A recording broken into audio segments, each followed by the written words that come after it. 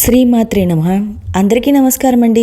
2025వ సంవత్సరంలో దసరా నవరాత్రుల్లో 10వ రోజు అమ్మవారిని ఏ రూపంలో అలంకరించుకోవాలి, ఏ నైవేద్యం సమర్పించాలి, ఏ రంగు ధరింపచేయాలి, ఏ మంత్రాన్ని పఠించాలి, ఏ సమయంలో పూజ చేసుకోవాలి, అలాగే అమ్మవారి యొక్క విశిష్ట ఏంటి, ఇంకా ఏ రంగు పుష్పాలతో పూజించాలి, ఈ రోజున ఏ దానం చేస్తే మంచిది, తిథి నక్షత్రం అన్ని విషయాలు ఈ వీడియోలో తెలియజేస్తాండి.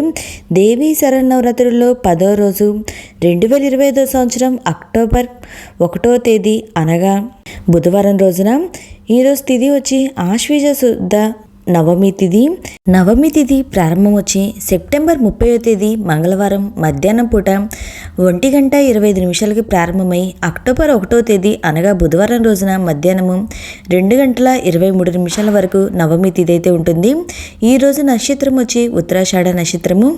ఈరోజు విజయవాడలోని ఇంద్రకీలాద్రిపై దుర్గమ్మ, శ్రీ మహిషాసురమర్దిని దేవి అలంకారంలోను, శ్రీశైలంలోని భ్రవరాంబికాదేవి అశ్వవాహన సేవతో రమారాణి సేవిత రాజరాజేశ్వరి దేవి అలంకారంలోను భక్తులు దర్శనమైతే ఇస్తారు. దేవీ నవరాత్రుల్లో 10వ రోజు అక్టోబర్ 1వ తేదీ బుధవారము ఆశ్వీజ శుద్ధ నవమి తిథి. అలంకారం వచ్చి శ్రీ మహిషాసురమర్దిని దేవి అలంకారం. ఈరోజు పూజ నిర్వహించుకోవాల్సిన శుభ సమయం వచ్చి ఉదయం 4:18 నుండి 7:30 లోపు. ఆ సమయం కుదిరిన వాళ్ళు ఉదయం 9:01 నుండి 11:34 లోపు పూజనైతే ప్రారంభించుకోవచ్చు. సాయంత్రం పూజ చేసుకోవాల్సిన శుభ సమయం వచ్చి సాయంత్రం 4:12 నుండి 7:24 లోపు మన పూజనైతే ప్రారంభించుకోవచ్చండి. మన పుస్తక పూజ, ఆయుధ పూజ కూడా మనం ఈ సమయంలోనే నిర్వహించుకోవచ్చు. ఈరోజు అమ్మవారికి సమర్పించవలసిన నైవేద్యం వచ్చి చక్కెర పొంగలి, చింతపండు పులిహార. ఈరోజు అమ్మవారు కాఫీ రంగు లేదా నీలం రంగు చీరనైతే ధరింపచేస్తారు.